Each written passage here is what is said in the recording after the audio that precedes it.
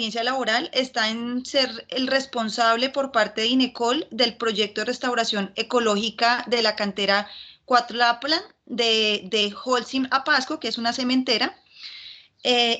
Fue el jefe del Departamento de Restauración Ecológica del Instituto Nacional de Ecología Semarnat del 2001 al 2007 y subdirector de Conservación de Hábitat y Comunidades del 2007 al 2010. Actualmente es profesor de Restauración Ecológica y de Recursos Naturales en la Facultad de Ciencias de la Universidad Nacional Autónoma de México, UNAM, y es consultor independiente y también profesor de manejo de cuencas hidrográficas y de sistemas de información geográfica para el estudio del clima y del medio ambiente en la Universidad Autónoma de la Ciudad de México. Entonces, profesor Roberto, pues muchísimas gracias por aceptar nuestra invitación. Aquí hay personas que se dedican a diferentes profesiones, hay técnicos de manejo ambiental, hay estudiantes de las diferentes...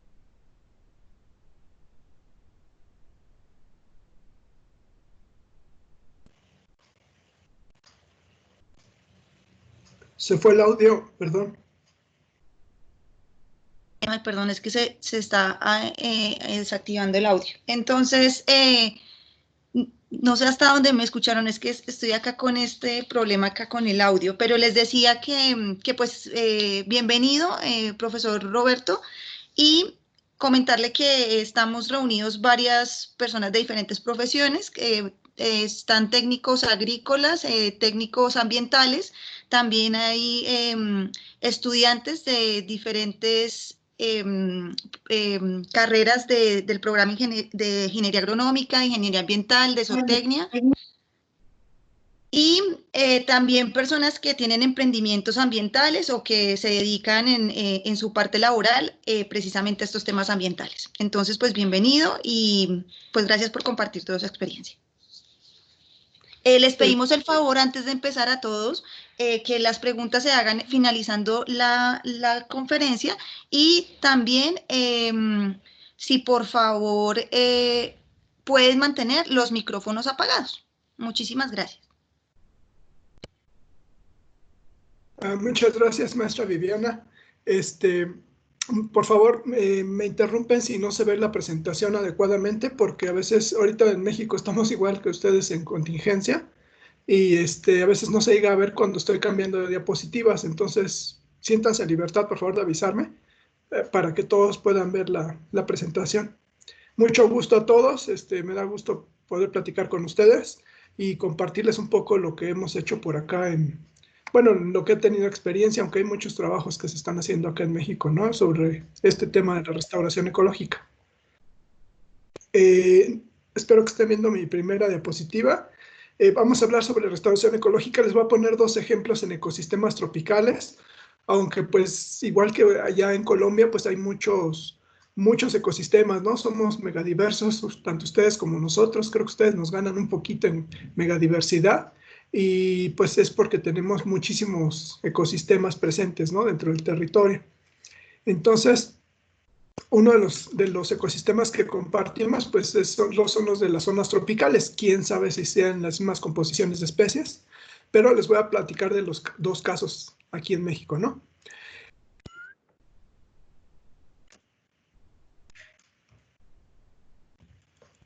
Bueno, las causas en general de la destrucción de los ecosistemas en cualquier parte del planeta, pues son las actividades humanas. No sé si se está viendo la primera diapositiva. Aquí estoy mostrando, pues... Sí, señor. Ok, gracias.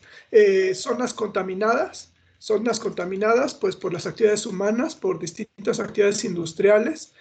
Pueden contaminar tanto el suelo como el agua, como el aire.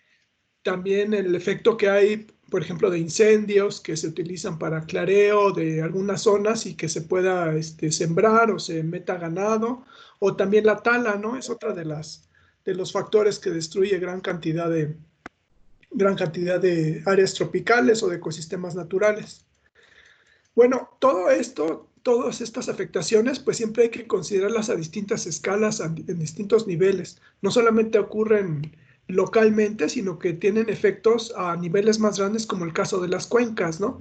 El caso de las cuencas, que son unidades naturales y que lo que vayamos haciendo dentro de la cuenca, aguas arriba se va a ver reflejado aguas abajo, ¿no? Lo que hagamos en las partes más altas se va a ir afectando a lo largo de la misma cuenca hacia las partes más bajas. Entonces, si nosotros, por ejemplo, hacemos quemas en las partes más altas, pues se va a ir liberando carbono, nitrógeno, distintas sales, que cuando llueva haya arrastre de todos estos minerales hacia los cuerpos de agua y se van yendo dentro del cuerpo de agua hacia otras zonas.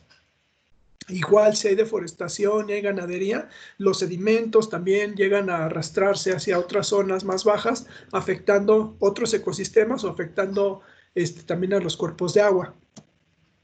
La contaminación, si hay drenajes mal planificados o si hay contaminación de la gente, de sólidos o de líquidos, pues también el efecto del agua es arrastrarlos hacia los cuerpos de agua y pues puede llevarse consigo elementos que vengan asociados con esos contaminantes, como pueden ser metales pesados o la basura o también coliformes, o incluso también si se hacen minas, minas de minerales, también pueden arrastrarse algunos metales pesados, ¿no? Hacia las partes bajas.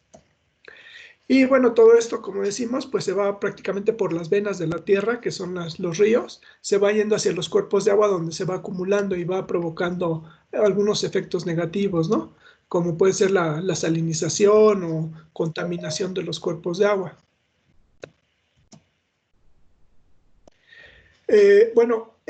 Por lo regular, los ecosistemas van a tener una capacidad de recuperarse ante el deterioro. Aquí tuve un problema con la letra. Se recuperan del deterioro a través de procesos naturales. Pero cuando son muy grandes los impactos, cuando son muy frecuentes o muy grandes, entonces lo que provoca es que se sobrepase el límite del ecosistema para poderse recuperar y entonces se va hacia la degradación del ecosistema.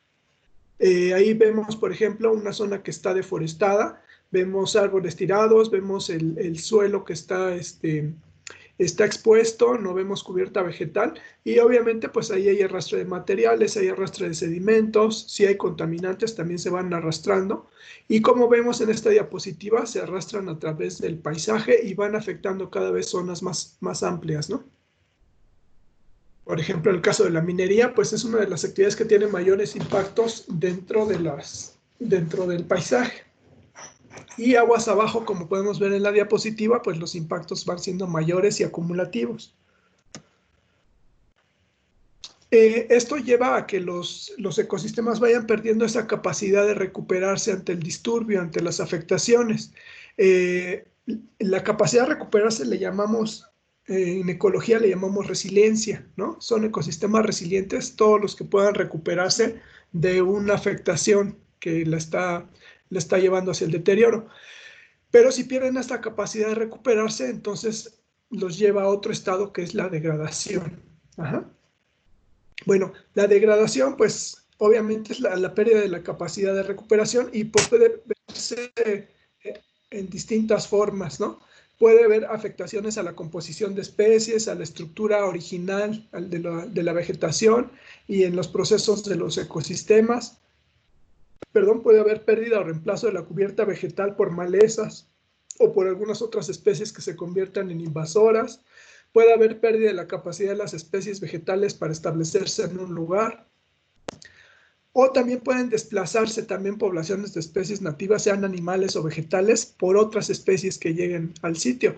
O también los sitios pierden la capacidad de albergar especies que sean migratorias, ¿no? Que se estén moviendo de un lado a otro en distintas estaciones del año. Puede haber afectaciones a los ciclos hidrológicos, por asolve de los materiales o por contaminación. Puede haber erosión y pérdida de la fertilidad de los suelos, modificación de los microclimas o de los climas locales por todos estos cambios que va habiendo en la estructura de la vegetación. Aquí se puede ver en la diapositiva pues esta zona que está afectada por erosión, ¿no? Está sumamente afectada. Bueno, algunas de las afectaciones, algunos autores las van a clasificar en 3 tipos de afectaciones.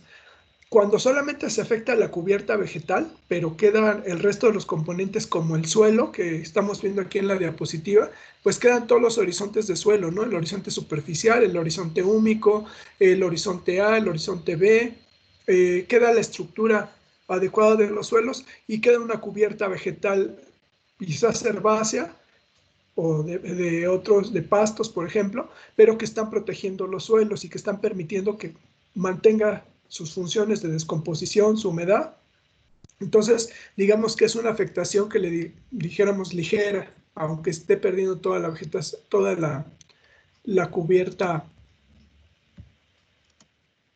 vegetal. Aquí tenemos, por ejemplo, esta deforestación en la esquina superior izquierda, una deforestación donde se eliminaron toda la vegetación, pero pues todavía quedan suelos en este sitio, ¿no? Del lado derecho vemos también una pérdida de suelos, pero aquí ya empezamos a ver unos efectos de la erosión. Ya hay sitios desnudos, ya no hay vegetación en algunas zonas del suelo, ya no hay vegetación y queda el suelo desnudo. ¿Sí?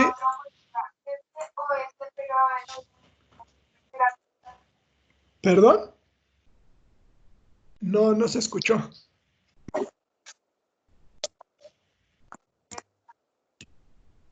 ¿Sí me están escuchando? Sí, sí te estamos escuchando. Yo creo Sí, que señor. Ah, ok, ok. Sí, señor. podemos hacer las preguntas si quieren al final porque como no nos está escuchando y además que somos bastantes, ya hay bastantes personas conectadas. Oh, Gracias. sí, muy bien. Bueno, en la parte inferior izquierda, pues ya vemos un incendio, ¿no? También una pérdida de vegetación, pero aquí las condiciones son distintas. Aquí se pierde la vegetación, se quema la vegetación, pero pues queda mucho carbono en el lugar, ¿no? Queda materia orgánica también, pero se acidifican los suelos, es otra condición. Y aquí tenemos otra en el lado inferior derecho, donde tenemos una deforestación, ¿no? Se ve ahí el límite de la zona que se aprovechó y el límite que posiblemente esté protegido, que es una realidad que ocurre muchas veces cuando hay áreas naturales protegidas y otras no. Hay otra forma de afectación, dijimos que esa era como la más sencilla, cuando se afecta la cubierta vegetal. En otros casos se elimina parte de los horizontes del suelo, por ejemplo, el horizonte húmico y el horizonte superficial se pueden perder y esto afecta a otras características de los ecosistemas. Por ejemplo, cuando se sacan los horizontes superficiales, aquí los sacan para obtener adobe y hacer ladrillos, por ejemplo, ¿no? Entonces se afecta el horizonte superficial, como verán, pero no se llega hasta la roca madre. Entonces se pierde la capacidad de que el ecosistema se recupere también. Esta ya es una afectación más intensa. La más intensa de todas, pues es cuando ya se afecta también el relieve, ¿no? Se afecta la geomorfología de los lugares, de los sitios, y se afecta la roca madre, se afecta la hidrología, por ejemplo, en el caso de la minería, ¿no? La minería es de las actividades más intensas que tenemos que van a estar afectando al medio ambiente. Ahí tenemos el caso de una minera, aquí ya está reforestada parcialmente, pero pues vean cómo se modifica, ¿no?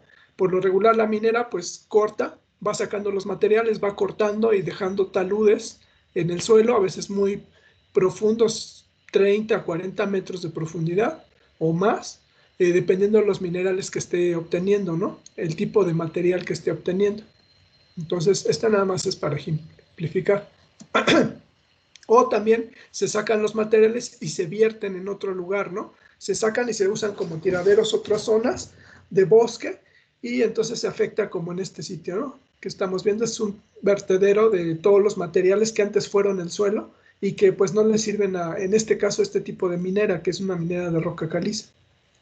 Y pues se tiran en otro lugar, a veces no se hace con la planificación más adecuada, simplemente se quitan y se van a tirar a otro sitio. Bueno, hay otro tipo de afectaciones. Ahorita hablamos de ecosistemas terrestres, pero también los ecosistemas acuáticos pueden sufrir afectaciones. Por ejemplo, cuando se hace represamiento o se hace derivación de los ríos, pues ocurren casos como estos, ¿no? Se van a inundar grandes zonas que antes eran terrestres y se va a perder la cantidad de agua que se estaba movilizando a través de los ríos, como vemos aquí. ¿Ah? Y ese es otro tipo de afectación. O también, pues puede haber, hay cientos de actividades humanas, ¿no? Por ejemplo, en este caso, pues tenemos una afectación por granjas camaroneras, que se colocan muchas veces aquí en México, se colocan cerca de los manglares, le roban el agua al manglar y modifican la morfología. A veces se colocan sobre los manglares, ¿no?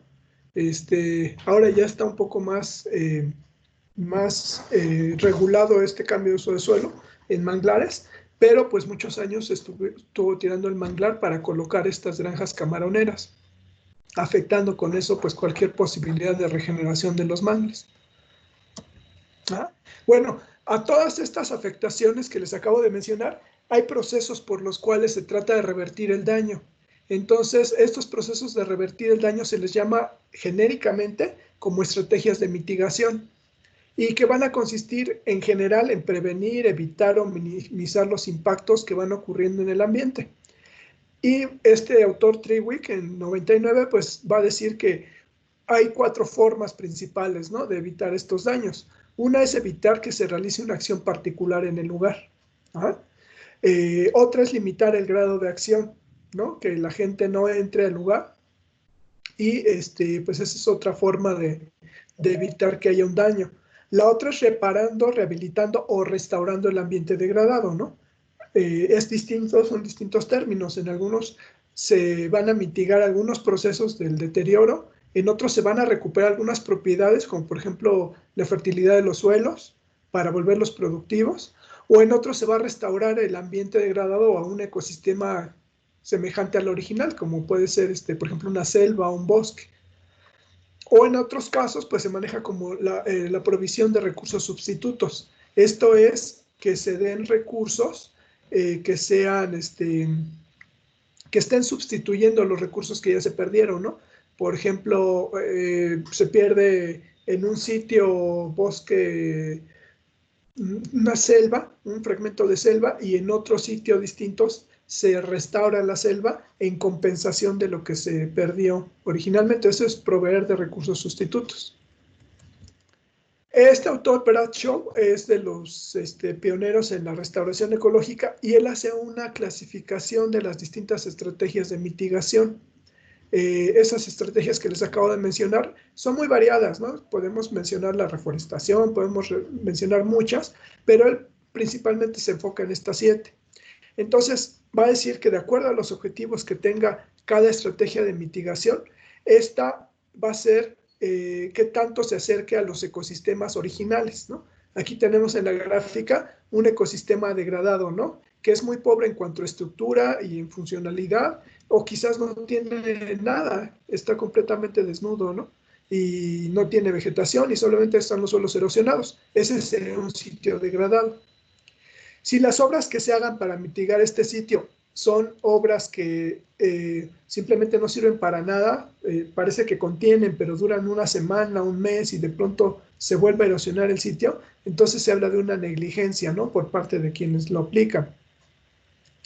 Hay otras estrategias, por ejemplo, si el sitio se encontrara contaminado, pues entonces se aplica una estrategia que le llaman de remediación, que es como limpiar el sitio solamente. Puede ser un predio que esté contaminado por derrame de petróleo, o puede ser un cuerpo de agua que se contaminó por las empresas que estén liberando contaminantes, y se elimina esos contaminantes y queda, digamos, estéril la tierra o estéril el agua, entonces se llama remediación.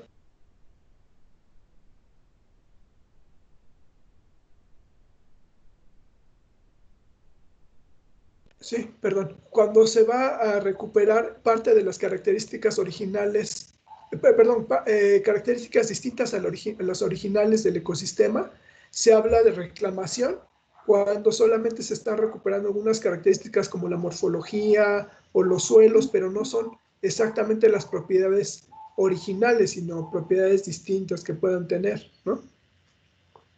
O si se reemplaza por otro ecosistema distinto al original, por ejemplo, un bosque de bambú, un bosque de casuarinas, un bosque de eucaliptos, que son especies que no son nativas, entonces se puede hablar de un reemplazamiento siempre y cuando este ecosistema sea parcialmente funcional, pero ecológicamente puede no ser lo más adecuado, ¿no? Eso sí hay que notar una diferencia. Bueno, cuando se dirigen los esfuerzos hacia el ecosistema original, que tratamos de recuperar propiedades semejantes a las originales como en los suelos, como en el agua, se habla de una rehabilitación. Ajá. Si no se llega hasta el ecosistema original, se llama rehabilitación. Pero si se busca llegar al ecosistema original tal cual él era antes de la afectación, se llama restauración ecológica. De todas las estrategias que les mencioné, la restauración es la más ambiciosa de las estrategias de mitigación, porque quiere recuperar el ecosistema original tal cual era antes de las afectaciones. Esta restauración ecológica, en términos prácticos, digamos que se le llama restauración ecológica activa, porque se está metiendo mucho dinero y muchos trabajos para recuperar el ecosistema original. En cambio, algunos autores dicen que si se dejan los ecosistemas sin ninguna afectación y se les deja el tiempo suficiente sin que haya ganadería o alguna afectación más, el ecosistema por sí mismo se va a recuperar. A esto le llaman recubrimiento vegetal o ecológico, o algunos le llaman restauración pasiva. La otra dijimos que es restauración activa, esta le llamarían restauración pasiva, que el ecosistema por sí solo se recupere.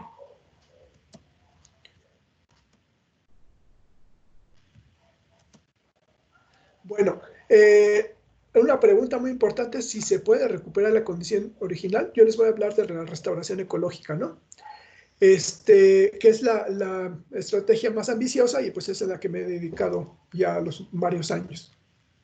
Entonces, para recuperar un ecosistema, la idea es llevarlo hacia la trayectoria original, la trayectoria histórica. Esto es, todos los ecosistemas, aunque los veamos ahí, una selva, un bosque, durante cientos de años, pues siempre van teniendo una trayectoria que es dinámica. ¿Ah? Quizás vaya cambiando la composición de especies o la estructura, pero a lo largo de la historia se va manteniendo más o menos constante. Esta restauración va a implicar la recuperación de la estructura, la composición y el funcionamiento del ecosistema. Lo va a volver de nuevo funcional. Para esto, pues necesitamos tener una imagen cuando ha sufrido daño un ecosistema, por ejemplo, por 20 años, 50 años, 100 años o 300 años, pues a veces no se sabe cómo era originalmente. Lo importante es que necesitamos un ecosistema que nos sirva de referencia y para eso hay distintos mecanismos para poderlo obtener. Entonces necesitamos un ecosistema comparable y también información sobre las condiciones como se encuentre la sociedad en esa zona. Por lo regular, pues las zonas, casi todo el planeta ya está habitado y entonces los distintos poblaciones humanas pues están interactuando con el ambiente. Necesitamos saber cómo es esa interacción para saber hasta dónde puedo recuperar un ecosistema. Y también las condiciones ambientales que haya en el lugar, ¿no? En el momento que voy a empezar a intervenirlo. También, pues, muchos casos se hacen modelos predictivos para saber hacia dónde se va a dirigir el ecosistema si yo le hago ciertos cambios. Si le hago ciertas modificaciones, hacia dónde me va a llevar, hacia el mismo ecosistema, o sea, un ecosistema semejante o un ecosistema muy diferente.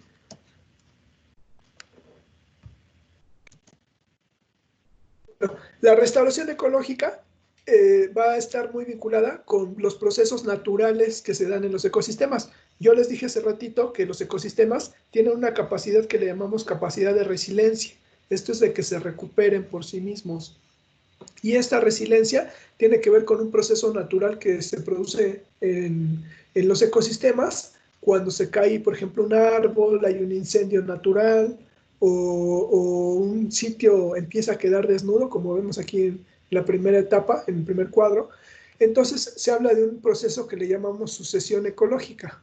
Ajá. Esta sucesión ecológica es un cambio que se va produciendo en la composición de especies que hay en el sitio, de las especies vegetales y también de las especies animales, que pues, puede ser originado por las actividades humanas o por algún disturbio natural, ¿no? Por una afectación natural, y va a enfocarse al cambio de la vegetación y puede afectar, dijimos, a cualquier grupo de organismos que habiten en el lugar.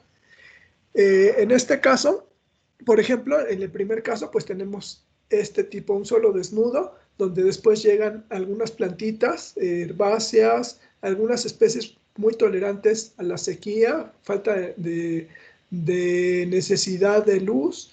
Estas pueden ser las pioneras, ¿no? Las especies pioneras. En este caso, como estaba desnudo el sitio, se le llama sucesión primaria. Al ir llegando estas especies, van transformando las condiciones del lugar, van fijando más materia orgánica, van modificando las condiciones microclimáticas y permiten la llegada de otras especies, ¿no? Menos resistentes, obviamente, al estrés y que pueden ser especies arbustivas, que a su vez van a producir otros cambios más en el lugar, ¿no? Tanto van a afectar a la flora como van a afectar a la fauna. Y pues pueden irse modificando hasta llegar quizás hasta a un ecosistema de bosque, ¿no? Puede modificarse bastante el tipo de afectación. Dijimos, como aquí empezamos de un sitio que estaba completamente desnudo, le llamamos sucesión primaria. Pero ¿qué tal si hubiéramos tirado a estos árboles y hubiéramos dejado solamente estas herbáceas? Ya habría un suelo bien formado, ya habría herbáceas, ya había germoplasma, que son las semillas de los árboles. Entonces se produciera una sucesión secundaria, ¿no? Porque ya hay condiciones iniciales. Bueno, aquí les caracterizo un poco cada una de las dos sucesiones. En la primaria, pues va a haber un desarrollo gradual de la vegetación en los sitios que estén expuestos, recientemente expuestos. Puede ser sobre el material parental de los suelos, suelos recientemente formados, o sobre las rocas que aún no se consolidan, no se forma un suelo completamente. Y también no hay una herencia o legado biológico antes, no hay bancos de semillas. Acuérdense que las plantas cuando llegan a un sitio, pues van a liberar muchas semillas y van formando un pool de semillas, un banco de semillas, que es a partir del cual van a empezar a germinar. Si no hay estas condiciones, entonces es una sucesión primaria, porque los únicos que van a empezar a germinar son aquellos propágulos que lleguen por inmigración, que lleguen desde otros sitios hasta el lugar que me interesa. Bueno, tenemos también lo que le llamamos la sucesión secundaria, que les había explicado. En este caso ya los sustratos ya están formados, ya hay un banco de semillas y a partir de los cuales se puede regenerar la vegetación. En este caso es posterior a una afectación que puede ocurrir, que en sitios que ya estaban formados, ¿no? En bosques que ya estaban formados, y puede ocurrir por incendios o por un aprovechamiento. Para esto, en esta sucesión secundaria, pues las especies que se encuentren en forma de semillas en el lugar, o los propágulos que ya se encuentren ahí acumulados, pues van a ser los que van a definir qué composición de especies va a tener ese sistema con el tiempo.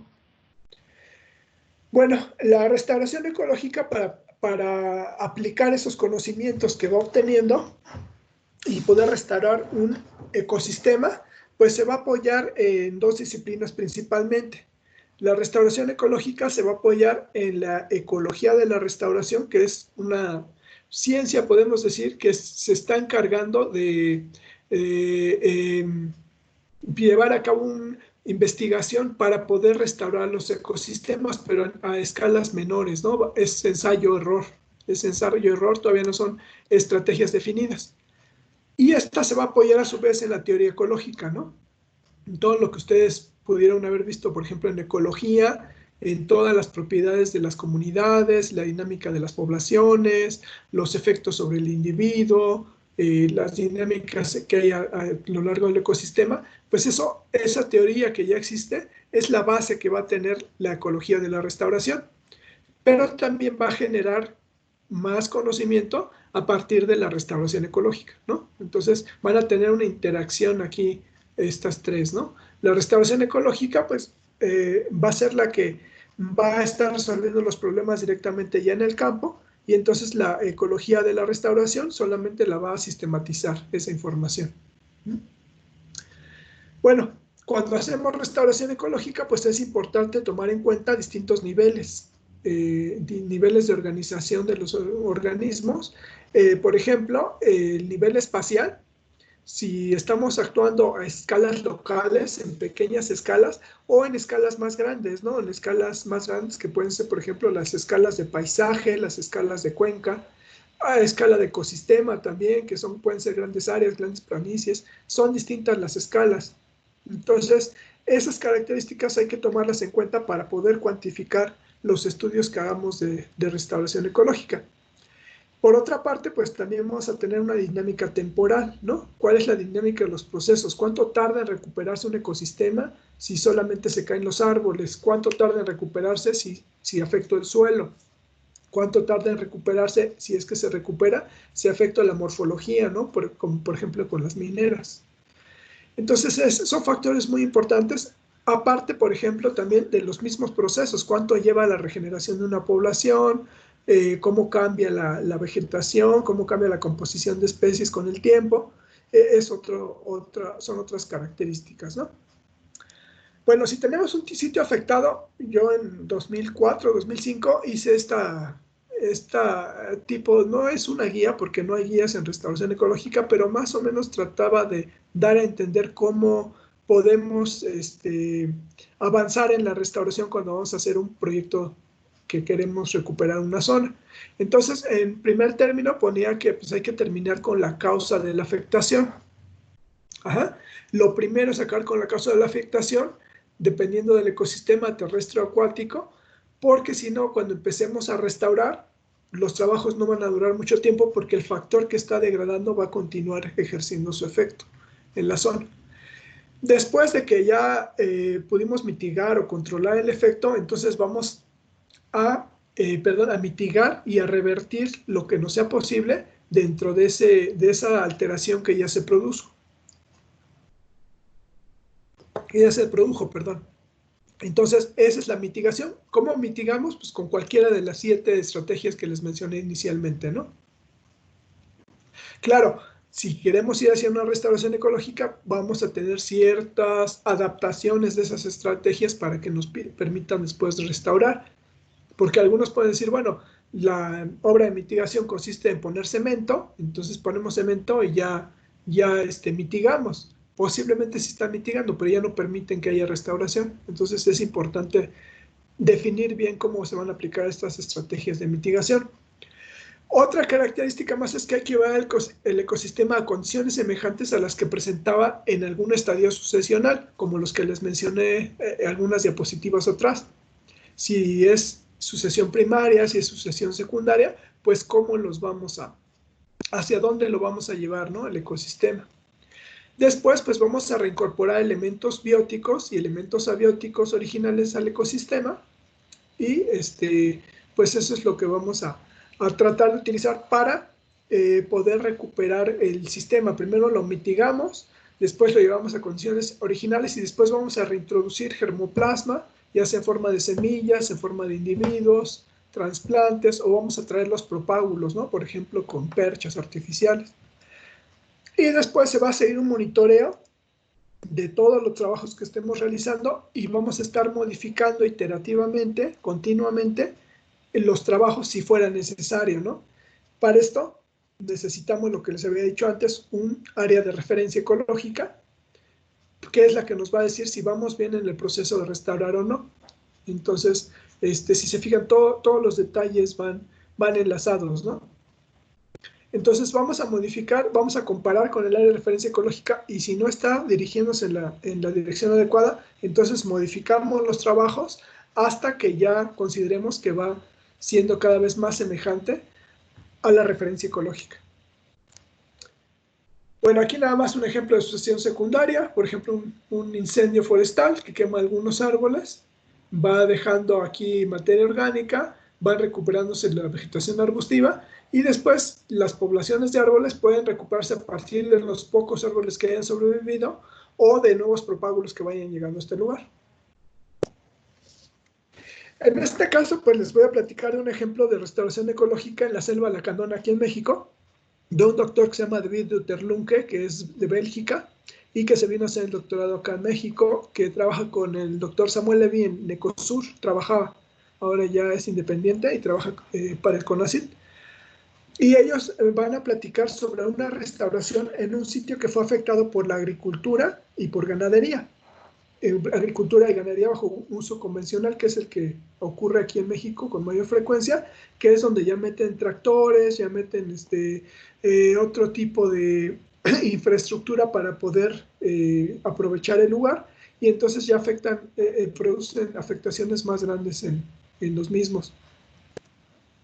Entonces aquí tenemos, por ejemplo, la agricultura que hacen los lacandones contra otro tipo de agricultura convencional que les había mencionado. Tumban grandes áreas e introducen algunas especies.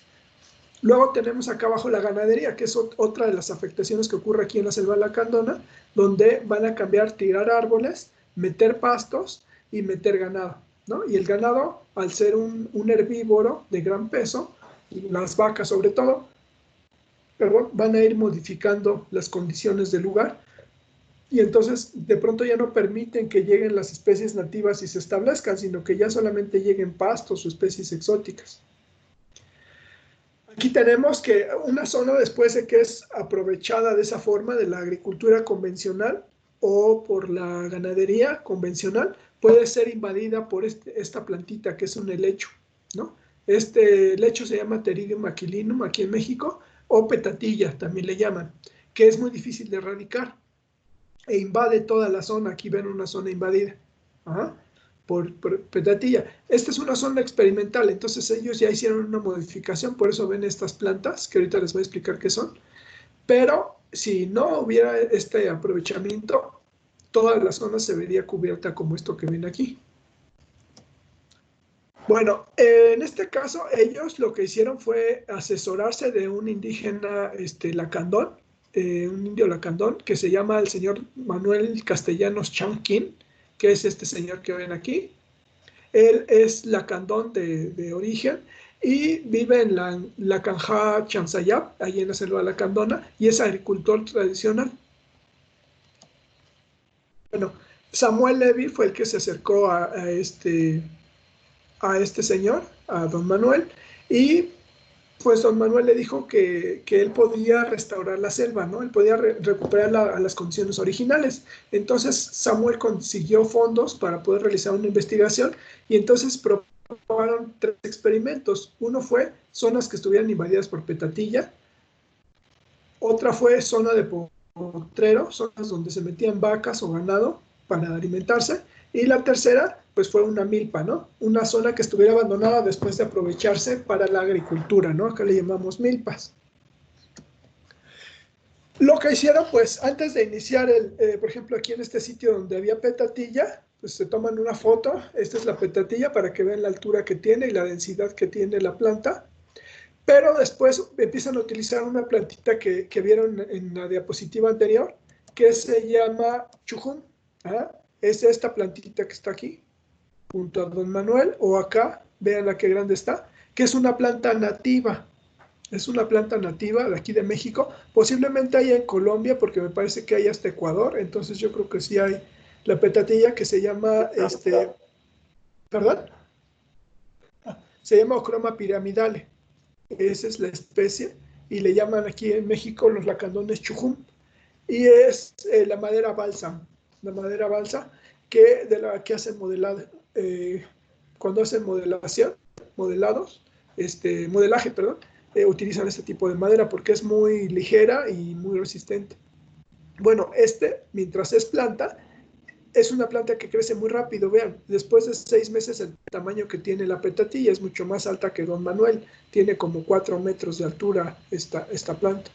Entonces, esta planta se establece en los lugares más densos, los más invadidos o compactados, y crece rápidamente y ayuda a recuperar el suelo.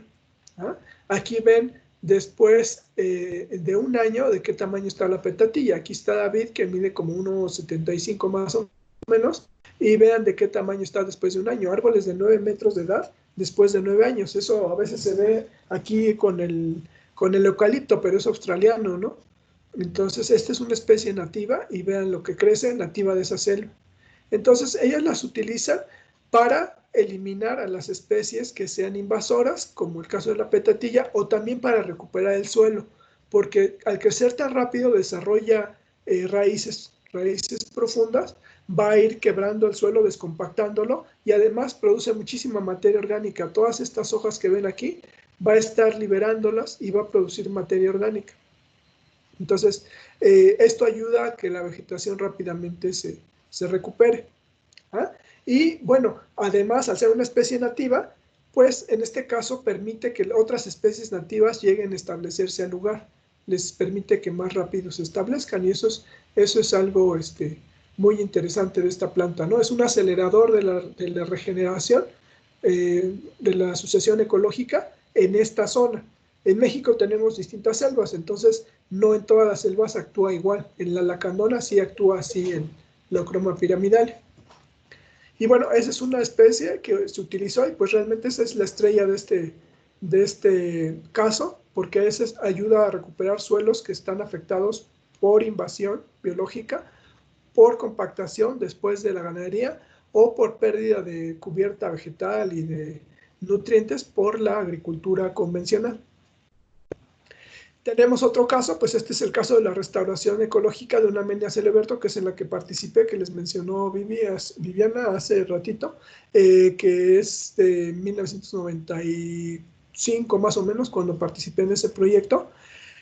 Y son sitios afectados por una empresa cementera, aquí en México se llama Holcim, no sé si tenga plantas allá en Colombia, posiblemente tenga en Sudamérica en varios sitios, porque son de capital suizo. Aquí en México antes esa planta, Holcim, se llamaba Apasco. Apasco era la empresa mexicana y llegó esta empresa más grande y la compró, la absorbió y entonces ahora se llama Holcim. Esto ocurrió en 1995, esta es la cantera Cuautlapan. Vean, esta es la estructura que presenta una cantera después del aprovechamiento minero, de la explotación minera. Modifican completamente el relieve. Dependiendo del tipo de minería, pues van a ser las afectaciones que ocurran. Aquí en México, y yo creo que también en Colombia y en todo el planeta, los flujos de minerales pues iban siendo más o menos moderados cuando empezaron la conquista de los españoles, ¿no? Que nos torció a todos en América. Y bueno, lo que ocurrió, pues al principio solamente extraían pequeñas cantidades de minerales, aunque realmente sí se fue mucho mineral, mucho oro, mucha plata de América hacia España, pues no se compara con lo que actualmente están extrayendo, ¿no? Como ya avanzó mucho en la tecnología, ya hay nuevas tecnologías extractivas, tanto para el aprovechamiento como para la transformación y obtención de los minerales, entonces los impactos se han hecho cada vez más intensos, ¿no? Más fuertes y van afectando seriamente al ambiente. Digamos que en una mina antigua, una mina convencional, todavía sería posible recuperarla de un modo no tan complicado como ahora ya las minas que presentan problemáticas muy grandes como la presencia de cianuro, la presencia de metales pesados, de arsénico, que ya están muy contaminados, ¿no? Entonces, y afectan ahora superficies mucho mayores que las que afectaban en época de la colonia. Se dice que estas técnicas son muy eficientes económicamente, pero son muy destructivas ecológicamente. Y en general, al hablar de tecnología, pues cada vez va siendo más dañina, ¿no? Bueno, en las minas va a haber distintos casos dependiendo del mineral que se esté aprovechando. Si son minas de materiales, por ejemplo, donde saquen roca caliza para hacer cemento, donde saquen arena o grava o tezontle, aquí le llamamos tezontle a la roca volcánica pequeñita, esas zonas no son sí son muy complicadas de recuperar, no voy a decir que son fáciles, pero no son tan complicadas como lo puede ser una zona de donde se extraigan minerales, ¿no? Donde se extraiga oro, plata, porque entonces ahí ya entra otro tipo de contaminantes en el lugar y otro tipo de afectaciones, ¿no? Más toda la infraestructura que pongan en el sitio. Entonces, yo les voy a platicar sobre una mina de roca caliza, esta mina de Colson. Esta es una fotografía antes de que se abriera la mina, cuando apenas estaban empezando a abrir algunos taludes, algunos bancos de roca caliza, y pues la afectación todavía no era tan grave. Vean lo que pasa unos años después, esto es como 10 años después, vean en qué condiciones se encontraba. Bueno, es sustituida la morfología, el relieve es sustituido, se corta realmente el relieve y se sustituye taludes y bancos, ¿no? Los bancos son las partes altas, la parte alta y el descanso, digamos, como en un escalón. La parte baja, la parte plana, es el banco y la parte inclinada es el talud, la pared es el talud. Ajá, ahí tenemos el antes y el después. Bueno, lo que se hizo en el año que yo llegué, los taludes eran de esta forma, ¿no? Que fue en 1990, ahí dice 96, 99 porque es cuando hice yo una tesis, pero realmente esto se hizo como en el 93, 91 y se habían dejado estos grandes taludes que eran de 50, 60 metros de alto con bancos de 5 metros, 4 metros de ancho, ¿no? Y lo que utilizaron principalmente pues fue especies exóticas, utilizaron bambú, utilizaron casuarinas, eucaliptos, pastos africanos para poder recuperar la zona, ¿no? Porque decían ellos, es que son las especies que pegan. Entonces, eso podemos asemejarlo, si vemos las estrategias de mitigación de las que hablamos al principio, sería un tipo de reclamación porque cambiaron la composición de especies, no respetaron la vegetación original al inicio. Después, yo en el año que llegué, que fue en 1995-96, que trabajé con el INECOL se puso a probar algunos experimentos, ¿no? Empezaron a probar experimentos poniendo este tipo eran como tendereros de ropa, eran estacas cruzadas por hilos, por mecates, le llamamos acá, por cuerdas, que le llaman perchas artificiales, y lo que intentaban era atraer aves para que cayeran en el suelo y entonces se regenerara la selva según las personas que lo propusieron. Sin embargo, pues era un sitio que no había suelo, porque el suelo precisamente es lo que utilizan para hacer su aprovechamiento, entonces solamente era roca y pues fue un gran fracaso, salvo que uno de los factores que probaron junto con estas perchas fue la adición de suelo artificial. Y lo que se observó es que el suelo pues es un factor vital, obviamente, para cualquier especie vegetal y para que se pueda establecer. Además de esto, pues lo que yo llegué a observar pues es que en estos taludes pues son básicos para que pueda haber regeneración, porque en las laderas, en los bancos, estos bancos planos, son básicos para la regeneración. Los taludes son mucho más difíciles por la pendiente y por lo desnudo del suelo, no retienen el suelo. Entonces lo que hicieron fue empezar a adicionar suelo, y este suelo pues obviamente fue determinante para la recuperación de la vegetación. Después pues a mí me pidieron, como estaba de responsable, me pidieron alguna opinión y lo que sugerimos fue que se hicieran muchos bancos, ¿no? Esta estructura que está formado por bancos muy cortos, no mayores a 2 metros de altura, y taludes muy cortos, no mayores a 2 metros de altura, y bancos muy anchos. Vean el tamaño del banco, ya son 5 metros, algunos tienen 10 metros, y esto permitió, aparte de bajar los costos, pues que fuera más fácil que la vegetación se estableciera, que el suelo se retuviera y pues se fuera regenerando. Esto es después de 6 meses. Ajá. La primera foto que les presenté era después me habían dicho que eran 8 años, y esto es después de 6 meses de tomar esta estructura, ¿no? De estructurar los bancos. Y bueno, eso es en 1998 más o menos que se tomó esta fotografía. Y bueno, se hizo un seguimiento. Yo, aparte de responsable del proyecto, pues hice mi tesis de maestría en esta zona y empezamos a monitorear los recubrimientos, y fueron sumamente rápidos en esta zona, ¿no? Al cambiar la estructura de los taludes. Así es como estaba al principio y así es como está ahora. Ajá. Esa es la selva, de nuevo una selva mediana superenifolia, que era la que había originalmente en Cemento Zapasco, solamente cambiando la estructura, adicionando suelo y adicionando semillas de especies nativas. Eso es lo que cambiamos. Originalmente las especies que había eran exóticas, se eliminaron y se reintrodujeron especies nativas. Y bueno, así es como se ve la cantera Cuautlapan. Esto es de 2012, lo bajé de Google Earth, igual ustedes lo pueden buscar, ahí la van a encontrar.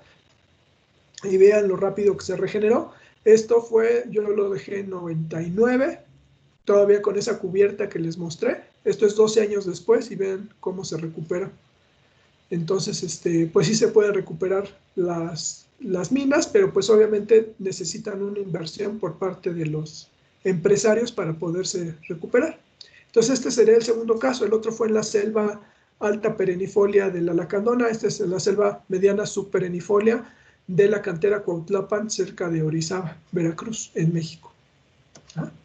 Bueno, y esos serían los ejemplos que les mostraría.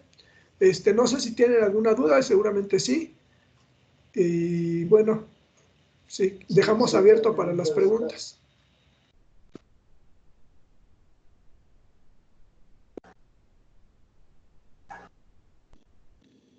Podemos preguntar, ¿sí? Sí, muchas gracias. Empecemos las preguntas. Me gustaría Profe Diana, tú nos dirás. Sí, adelante. Empecemos, Freddy Augusto, que es el que tiene ahorita abierto el micrófono. Listo. Muchísimas gracias por la charla, profe.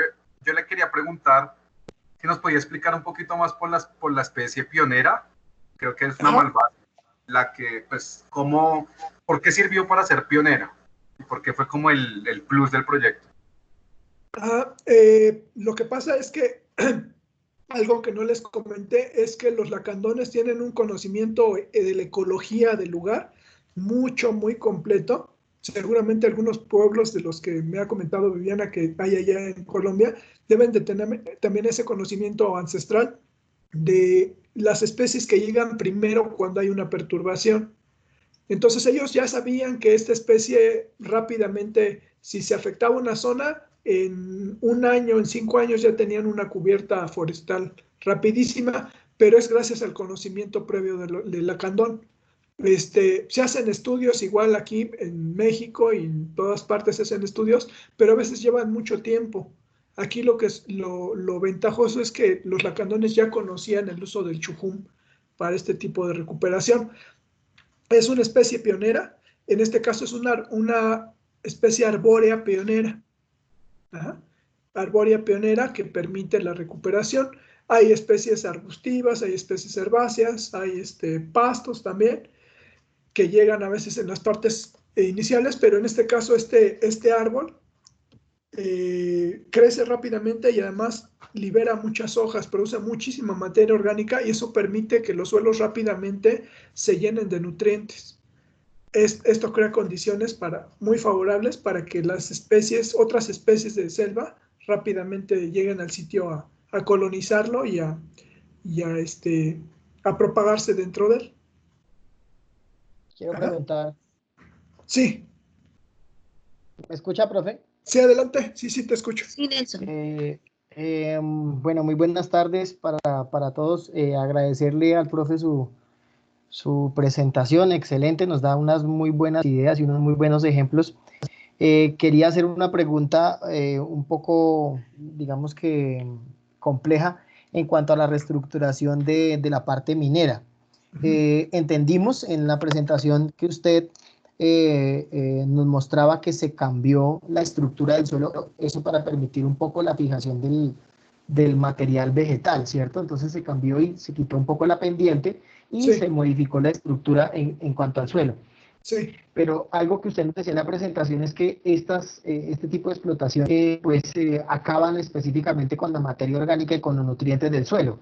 Entendemos que se cambió la estructura del suelo, pero no se menciona si hubo la adición, profe, de algún tipo de sustrato para favorecer el crecimiento de las nuevas plantas y cómo, si se adicionó un tipo de sustrato, qué características debe tener ese sustrato y sobre todo cómo se hizo la propagación o el cultivo o la siembra mejor de esa materia vegetal para que la cantera hoy en día esté como usted nos la mostraba el antes y el después. Sí, gracias, Nelson. Sí, aquí en lo que se hizo fue utilizar, ellos estuvieron produciendo composta, ¿no? Un tipo de composta con materia orgánica, utilizaron pulpa de café, acá hay mucho café por esa región, y utilizaron también algunos residuos de fibras que utilizan en las fábricas de aceite aquí en México. Los estuvieron colectando todos esos desechos y los llevaron a una parcela, a un potrero, y ahí lo estuvieron combinando durante varios meses antes de que acabara el aprovechamiento minero, y estuvieron formando composta, pero una composta que también era rica en suelo, porque se estaban llevando el suelo del potrero, obviamente.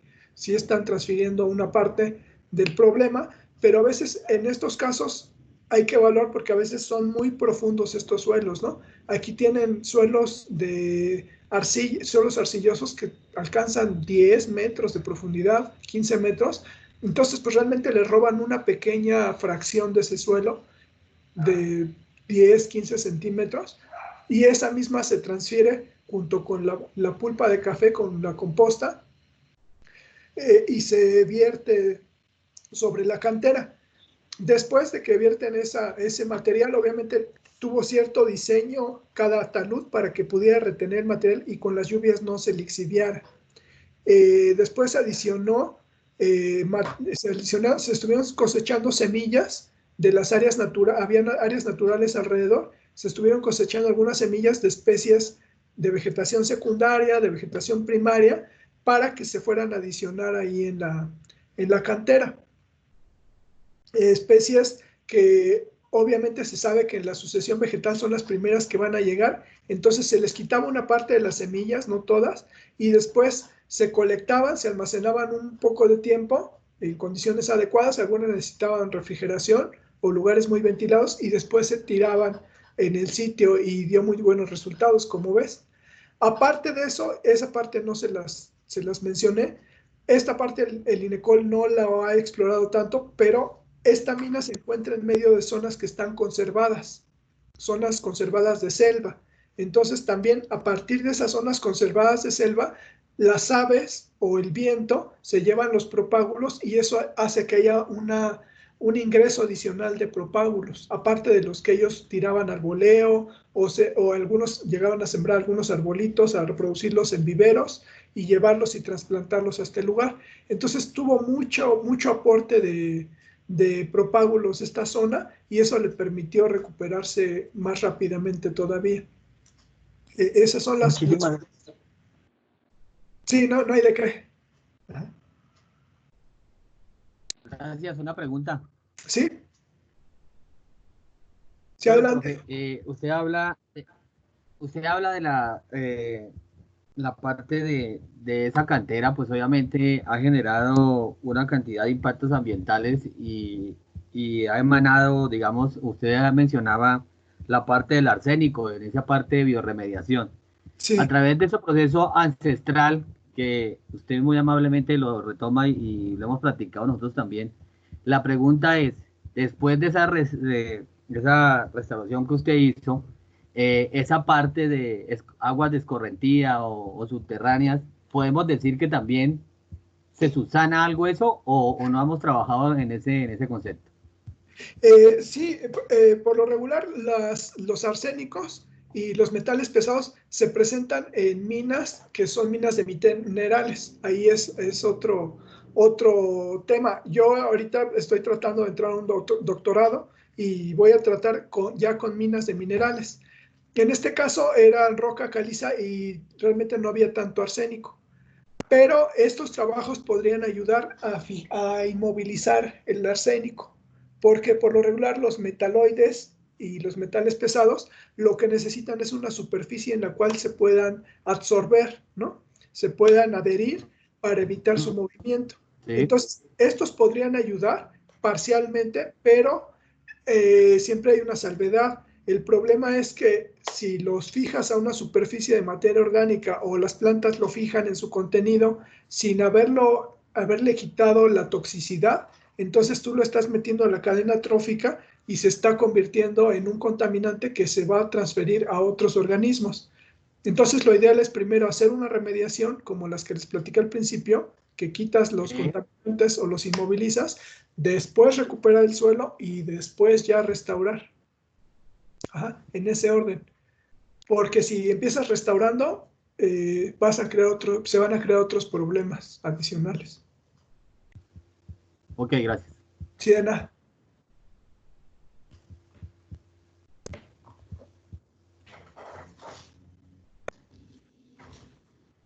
No sé si hay más preguntas. También por chat nos pueden escribir los que de pronto no tengan habilitado o no puedan habilitar en este momento el micrófono, nos pueden escribir por el chat y nosotros le hacemos las preguntas al profesor. Una pregunta sencilla. Sí. Muy interesante la charla, mi profe. Estamos trabajando con un grupo en una empresa del Estado en la cual soy docente.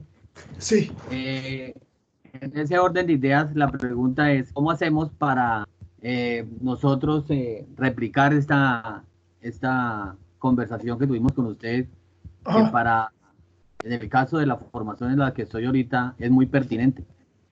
Sí.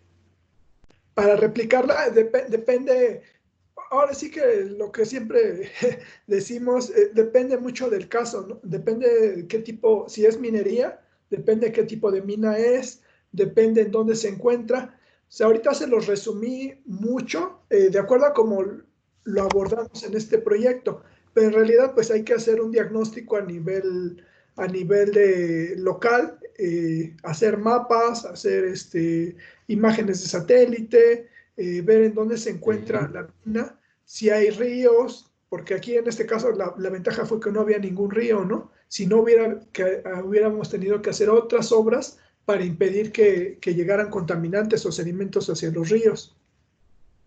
Hay que clasificar bien la zona, el tipo de materiales que se estén aprovechando y si hay algún tipo de contaminante. Entonces, si es, por ejemplo, una mina de minerales, es como lo que le dijo apenas al compañero, hay que hacer trabajos de remediación y trabajos de rehabilitación antes de empezar con la restauración.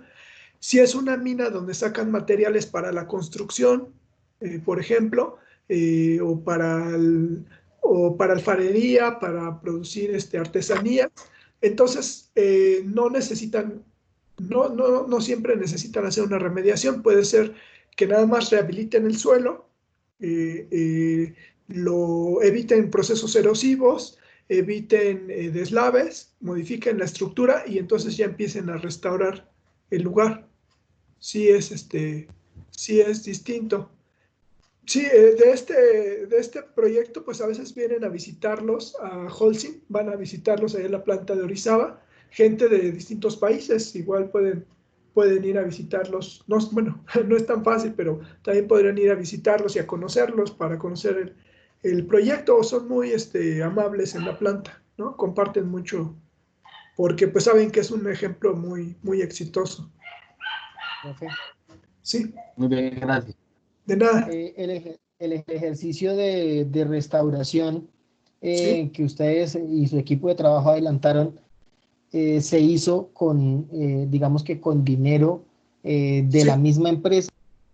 Sí, sí, acá la empresa estuvo aportando desde 1996, más o menos, 95, una cantidad de dinero para el INECOL, para la institución en la cual estaba, que era una institución de investigación académica, y aparte le daba 1 millón de pesos mexicanos a una pequeña empresa, asociación civil que trabajaba para ellos mismos, que se supone que no es parte de ellos, pero sí están asociados. Le daba 1 millón de pesos anuales durante 14 o 13 años para que hicieran estos trabajos.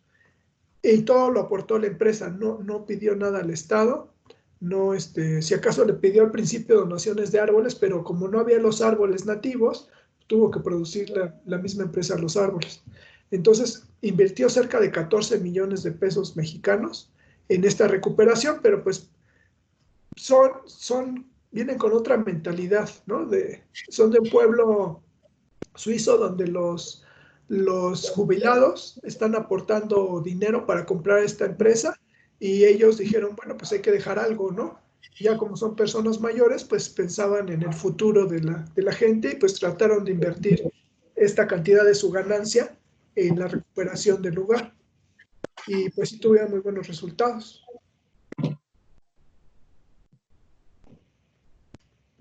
Sí, Muchas gracias.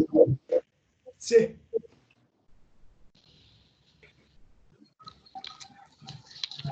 Profe, buenas tardes. Hola, buenas tardes.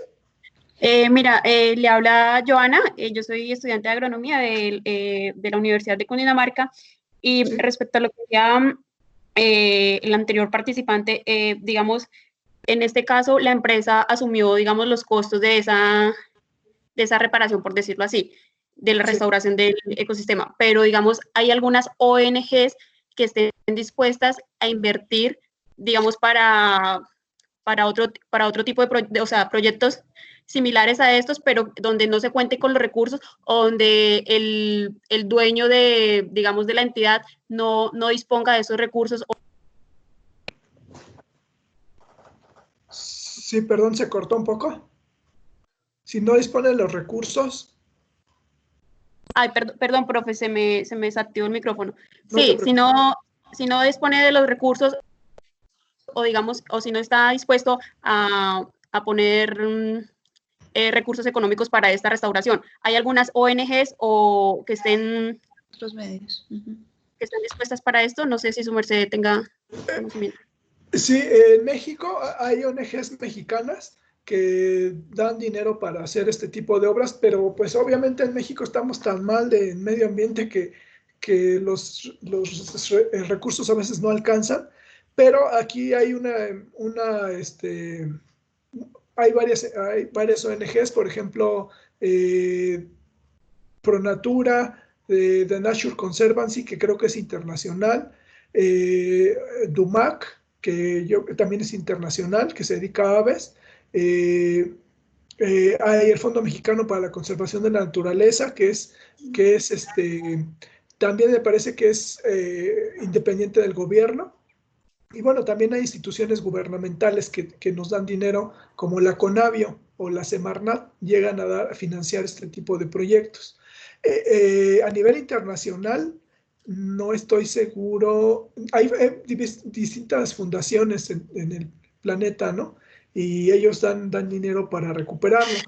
Yo casi siempre les recomiendo, por lo menos acá a mis alumnos, pues que traten de ir siempre con esas organizaciones no gubernamentales que sean más neutrales, ¿no? Que no tengan como un fin partidista o que no estén haciéndole promoción a alguna empresa, para que pues no le ayuden a limpiar la imagen de la empresa, porque a veces son las que están provocando el mayor deterioro con la forma como están aprovechando los recursos. Ajá, pero es cuestión de buscar en internet, ¿no? Porque las que hay aquí en México, no sé si sean las mismas que de pronto pueden llegar allá a Colombia, o a lo mejor tienen unas adicionales. Siempre son muy selectivas a veces en los países a los que van a ayudar. Entonces, hay algunas organizaciones no gubernamentales alemanas, inglesas y de Estados Unidos. Pero sí es cuestión de empezar de buscarle en internet, ¿no? ¿Qué es lo que apoyan? Sí, específicamente allá en Colombia, ¿no? Sí, vale, profe. Muchas Sí. gracias. No hay de qué. Aquí hay una pregunta en el chat. Si me dan permiso, JD Lorena pregunta si hubo participación de la comunidad y si hubo, cuál fue su importancia.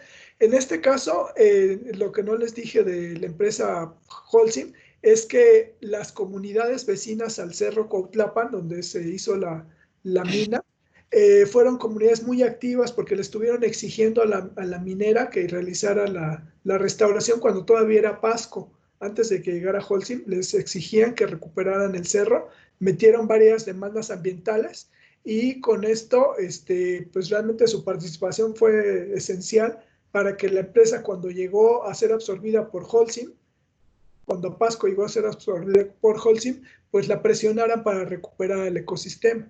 Entonces sí hubo participación y fue definitiva. Siempre la participación social, sobre todo con empresas privadas, pues es indispensable, porque las empresas privadas, mientras menos les exijan los gobiernos, pues menos cumplen, porque obviamente al cumplir necesitan perder parte de sus ingresos y de sus ganancias. Entonces, la comunidad es la que siempre tiene que estar al tanto, ¿no? De que se hagan los trabajos, y pues tienen que ser también comunidades que sean muy conscientes en cuanto a lo que van a pedir y cómo lo deben de pedir, ¿no? Porque ellos pudieron haberse Si hubiera sido una comunidad poco consciente, hubiera dicho, pues pongan pasto y ya se ve verde, ¿no? Pero esta comunidad dijo, no, nosotros queremos que nos pongan nuestra selva, ¿no? Entonces eso ayuda a que la empresa se vea más presionada. ¿Ah? Sí. Eso me parece, profe, lo que usted dice es muy bueno. Nosotros aquí en Colombia existe una corporación autónoma regional y tiene un programa que se llama Emprendimiento Social para la Conservación Ambiental. Sí. Y obviamente esos recursos se le dan a la comunidad para que la comunidad trabaje y se haga una mochila comunitaria, que lo que sobre de ese dinero pues se aporte o se hagan estructuras en la misma comunidad. O sea, que los recursos realmente vayan realmente directo a lo que realmente se quiere hacer. Y me parece muy puntual hoy este tema, porque eso sería hasta bueno de acá mañana implementarlo también en esas regiones. Yo a ratos no soy muy amigo de las ONGs y pues lo mismo, por lo que usted acaba de hablar, esa parte de desviación de recursos y demás, muy complicado. Yo creo que esto ya es de mentalidad de nosotros como ambientalistas y demás, hacer esta reestructura, hacer estos procesos con mucha seriedad. Y hombre, ya yo creo que tanto México como este país ya estamos cansados de que esos recursos se vayan para otros lados y demás, ¿no? Yo creo que ya es hora de sentar un precedente y salir de esta crisis. Sí, exactamente. Sí, tiene toda la razón. Sí, acá pues también hay una división de pronto entre gente que es consciente y que sabe a quién pedirle dinero y dónde invertirlo y no hacer ese tipo de negociaciones con empresas que pues a veces son medio de doble moral y hay gente que pues lo que quiere nada más es seguirse manteniendo, ¿no? Simplemente como más de medio, tal vez. Sí, exactamente. Sí, la verdad. Creo que somos los medios. Sí. Ok, profe, sí. Muy bien. Sí, pues sí. Sí, hay que hacer más conciencia. Bueno, muy buenas tardes para todos. Hola, buenas tardes. Bueno, mi nombre es Marco Pérez, soy de Mosquera, Cundinamarca, hago parte de la Fundación Gober Huella 7 y bueno, escuchando pues las intervenciones que han habido el día de hoy, quiero como decir algo.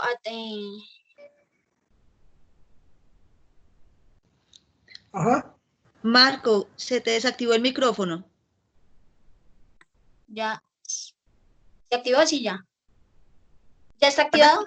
Sí, señor, te escuchamos. Bueno, de acuerdo a la intervención que hizo el señor Nelson Clavijo acerca de pues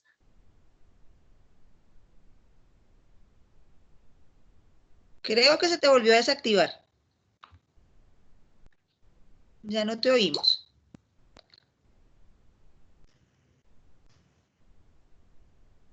Nelson, ¿se te ha desactivado el micrófono nuevamente? No, se aparece con el micrófono bien, pero no se te oye. No sé yo la pregunta.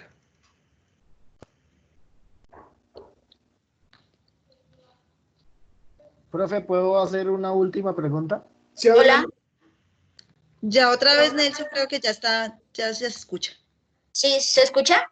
Sí, ahora sí, dinos. Bueno, hace alrededor de una semana, 2 semanas, estuve investigando un cambio de temas ambientales que se llamaba Tercera Revolución Industrial, Ahora estoy ocupado.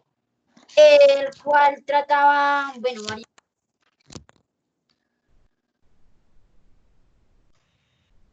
Nelson, otra vez se te fue el audio. bueno, qué pena, es que no sé, hay como un problema. Sí se escucha, ¿verdad? Sí, de pronto es con tu red. Si se te vuelve a desactivar, si quieres nos lo escribes por el chat y nosotros te leemos. Por si Bueno, no te vale. estás dejando, ¿listo? Ok. Bueno, la pregunta es si alguna vez han escuchado de un tema que se llama la Tercera Revolución Industrial, el cual es un tema ambiental que apoya varios conceptos ciudadanos y más que todo es un tema social, el cual busca cambiar diferentes hábitos y maneras de vivir del ser humano. No sé si alguna vez lo han escuchado. No, en mi caso no. Ajá. Nelson. Nelson, ¿cuál es tu pregunta? Es que ya no te escuchamos. Profe, es mejor que la escriba ahí con eso, pues ya se viene. Sí, creo que sí.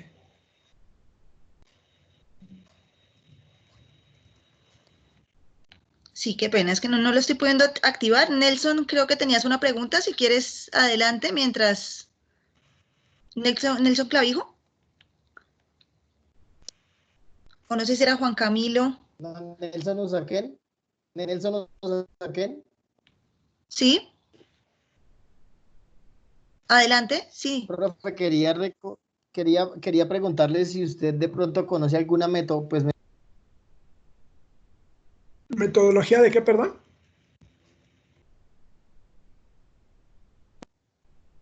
Se cortó también. Se está cortando, está como fallando ahorita la conexión. hola, ¿me escuchan? Buenas tardes. Ajá. Dinos, te escuchamos hasta metodología. Ok, una metodología que sea fácil de aplicar para la restauración o para la recuperación, pues sabemos que hay muchísima, pero Sí. un método, tú no nombrabas un autor que tiene, digamos que alguna clasificación sobre los tipos de restauración, un texto, algo de donde podamos sacar información un poco, digamos que específica, no tan grande metodológicamente y que podamos utilizar de una manera práctica y fácil. Pues en internet yo he visto, de hecho a veces he descargado también manuales de restauración ecológica, por ejemplo, incluso de Colombia, de allá de Colombia tienen varios manualitos de restauración y me parecen bastante completos. A veces son enfocados a cierto ecosistema en particular, a cierto bosque, por ejemplo, bosque andino, me parece que tienen un manualito. Eh, pero así paso a paso, detallado, pues también en Estados Unidos tienen algunos manuales y hay que buscarlo como guía, ¿no? Como guía para la restauración del ecosistema. Yo por lo regular lo que siempre he aplicado y en parte lo he sacado de manuales y en parte lo he visto experimentalmente en la práctica, es que si es un sitio contaminado, lo que hay que hacer es una remediación y después, si es terrestre, después una rehabilitación y después una restauración, ¿no? En ese orden. Si es un sitio que esté erosionado, entonces hago una rehabilitación que va a controlar los procesos erosivos, va a recuperar propiedades del suelo, va a crear condiciones para que las plantas se puedan establecer, después recupero la fertilidad del suelo y después reintroduzco las plantas. Si es un sitio donde no tengo dinero, pero tengo algo de suelo formado todavía, entonces lo que hago es otras estrategias que le llamo de nucleación, donde meto perchas artificiales, como grandes estacas, postes, través de los cuales cuelgo hilos, lianas, que ayuden para que lleguen algunos pájaros, algunas aves, se perchen en ellos y liberen sus excretas con semillas y ayuden a la recuperación. O siembro frutales para atraer a los organismos que vayan a dispersar semillas. Es muy variable lo que puedo hacer, pero depende siempre de qué tan afectado esté el sitio. Si es una mina, entonces yo por lo regular recomiendo pues se recupere la estructura, se recuperen los suelos, se recupere luego la vegetación y si antes hubo contaminación, se remedie, ¿no? Siempre en cualquier sitio, de lo que sea. Si es una zona agrícola, entonces el problema a veces no es todavía tan grave como en una mina. A veces están muy erosionados los sitios, pero pues se pueden rehabilitar y luego restaurar. ¿Y las zonas ganaderas? Las zonas ganaderas se descompactan, se rehabilitan los suelos y se restauran. En las zonas ganaderas el problema es la compactación de suelo y la pérdida de suelo también. Entonces, pues sí sería como la estrategia a seguir. Siempre como que hay que seguir ese criterio. Si suelo compactado, suelo dañado, entonces recupero suelo, luego recupero vegetación. Si está contaminado, primero remedio, después rehabilito, después restauro.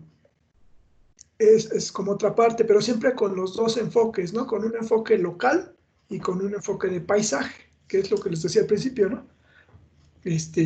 Sí, no es tan sencillo hacer restauración, no hay como un manual, pero si más o menos tratan de entender bien las estrategias de mitigación, repasan un poco, en internet encuentran estas estrategias de mitigación, esa gráfica de Bradshaw que les mostré, y con eso se dan muy bien idea de qué paso seguir hacia la restauración, dependiendo de las modificaciones del sitio. Muchas gracias, Andrés. Sí, no hay de qué.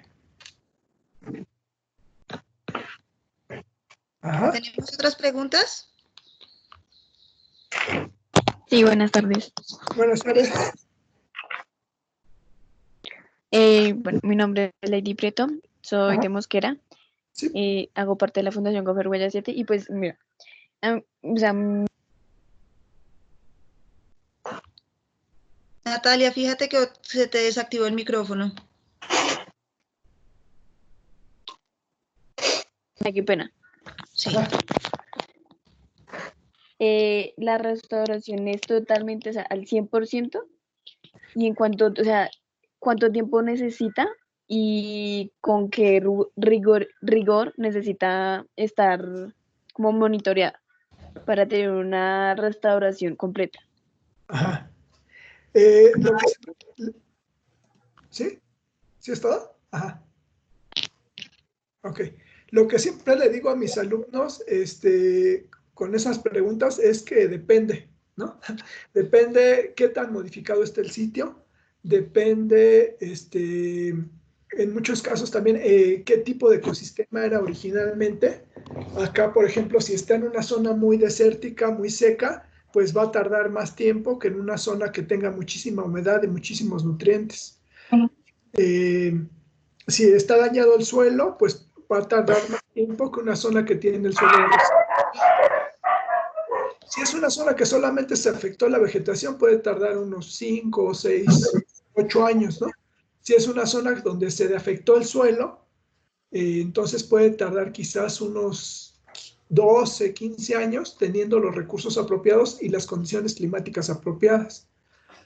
Si es un cuerpo de agua, algunos autores como Jorgensen mencionan que tarda 5 años apenas en iniciar la recuperación de los procesos ecológicos y cerca de 12 años en recuperarse el ecosistema o hasta 15 en recuperar el ecosistema en su totalidad. Entonces es variable dependiendo de qué tan afectado se encuentre. El monitoreo, ese se lleva a cabo desde el principio del proyecto, ¿no? Ese sí, desde el principio es importante estar monitoreando, porque no solamente estás viendo que responda bien tu sistema, sino que también es importante que aportes información que puede ser útil para otros proyectos de restauración, ¿no? Entonces, siempre es importante estar monitoreando la zona.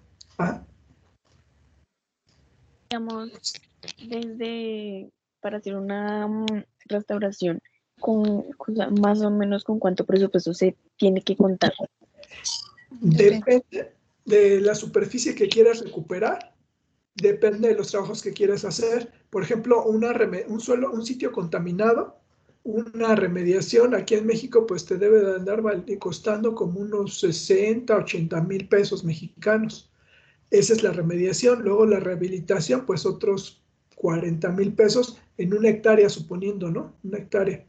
Y ya la restauración, pues sería, dependiendo de las estrategias que selecciones, si es una restauración activa, pues puede llevarte otros 80 mil pesos divididos en años, ¿no? En unos 5 o 7 años, dependiendo las condiciones que tengas. Sí es difícil dar un presupuesto así nada más, depende qué tenga tu área, ¿no? Qué tan afectada esté. Si tienes, conforme tengas más elementos del ecosistema original, te va disminuyendo los costos. Listo. Muchísimas gracias. De nada. Roberto, me gustaría preguntarte, hay un caso que siempre nombran muchísimo cuando hablan de recuperación de ecosistemas, que es uno que hizo un investigador en Perú, en una laguna que se llama Cascajo del Surcán. Sí, sí, No sé si lo conoces, donde él dice que más o menos en unos 6 meses, haciendo, digamos, quitando la lenteja de agua que estaba totalmente esparcida por todo el lago, y además con unos microfiltros y unos biofiltros, perdón, y una tecnología de micro-nano burbujeo, sí. logró nuevamente hacer que fuera, digamos, cristalina el agua, que bajara mucho de esos sólidos y esa materia orgánica que había ahí, y logró recuperar y pues mostraba muchas especies migratorias llegando al lugar. ¿Tú qué piensas sobre eso? O sea, ¿es tan posible lograr unos cambios tan rápidos? Pues depende de las condiciones otra vez, ¿no? He escuchado un poco sobre el caso, creo que metió enzimas y no sé qué otras cosas metió para poder recuperarlo rápidamente. Creo que es químico el señor, algo así. O sea, sí se puede recuperar, y las aves, pues en cuanto ven agua cristalina, pues también regresan. Habría que ver qué tanto se recuperaron, por ejemplo, las comunidades de organismos acuáticos, la vegetación acuática, los invertebrados, los vertebrados acuáticos, qué tanto se recuperaron, o si quizás las aves que regresaron, las migratorias, solamente lo utilizan como zona de descanso y no de alimentación. Eso es parte de lo que yo no sé exactamente de ese proyecto. Se me hace muy rápido que se recupere, porque a veces ni la sucesión lleva tan poco tiempo. Quizás que eliminó los contaminantes, se hizo una remediación muy rápida, por algún método. Eso sí es rápido, ¿no? La remediación sola, pero como debe quedar un ambiente estéril, no sé, Ya voy. no sé exactamente cómo.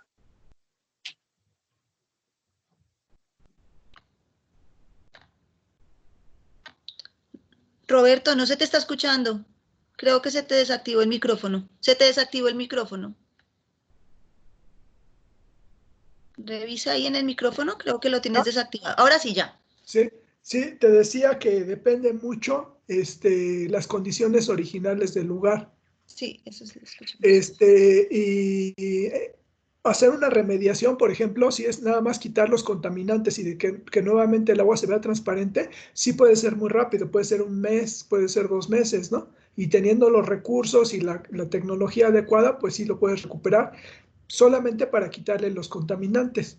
Ya los procesos ecológicos y la recuperación de las cadenas tróficas, eso no creo que sea tan rápido.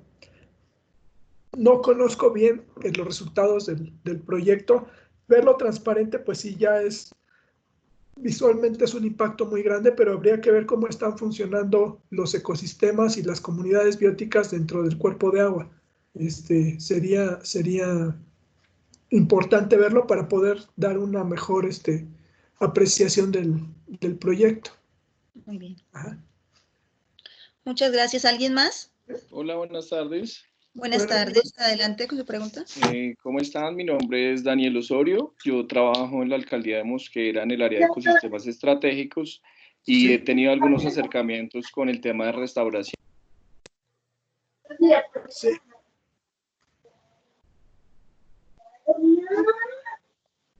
Sí. Mauricio, le escuchamos. Buenas tardes a todos. Buenas tardes, perdón. ¿Mauricio? Sí. Sí, lo estamos escuchando.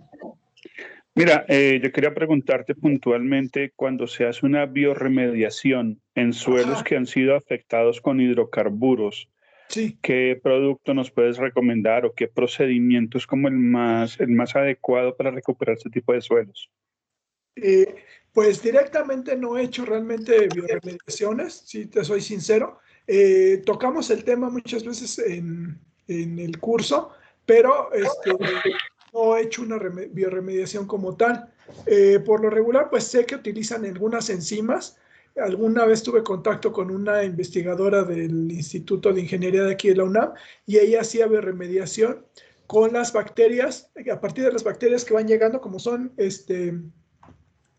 desechos orgánicos, como son productos orgánicos, de manera natural llegan algunas bacterias. Entonces ella lo que hacía era llevárselas al laboratorio, multiplicar la población y reintroducir esa misma población, porque son las bacterias nativas del lugar las que están degradando el recurso. No, por lo regular no se recomienda que se metan bacterias o enzimas o organismos de otro sitio, porque entonces se puede provocar otro problema, que es lo que le llaman invasión biológica, ¿no? O competencia con las especies nativas. Entonces lo mejor es tomar una muestra, analizar en el laboratorio qué bacterias hay y tratar de incrementar esa población. Se puede incrementar algunas veces, creo, las técnicas son bioventeo, son bioestimulación, que es agregar nutrientes, ciertos nutrientes para ese tipo de bacterias, o agregar aire para que las bacterias tengan oxígeno y puedan multiplicarse respirando dentro de ese sustrato y sea más rápido. Pero no te puedo dar una técnica específica, la verdad no estoy muy metido en el área de bioremediación. Ok, Buenas muchas tardes. gracias. Sí. Buenas tardes. Perdón, yo creo que nada más esta pregunta y ya me tengo que retirar. Es que tengo una clase ahorita acabando y sí me queda poquito tiempo. Muy bien, muchas gracias. Es para el compañero que hizo la pregunta ahora. Se ha trabajado para hidrocarburos con el sustrato de la orellana.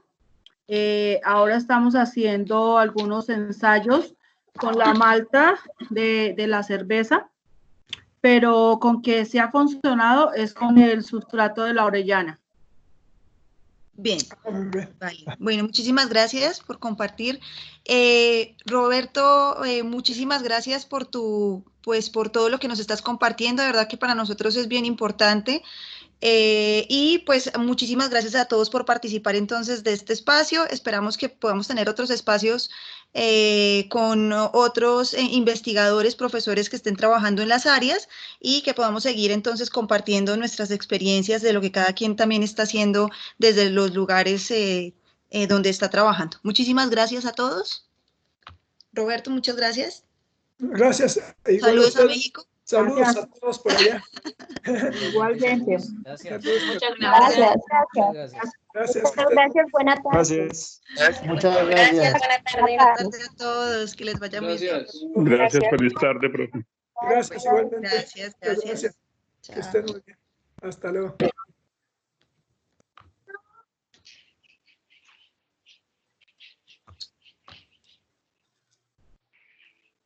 Gracias a todos los compañeros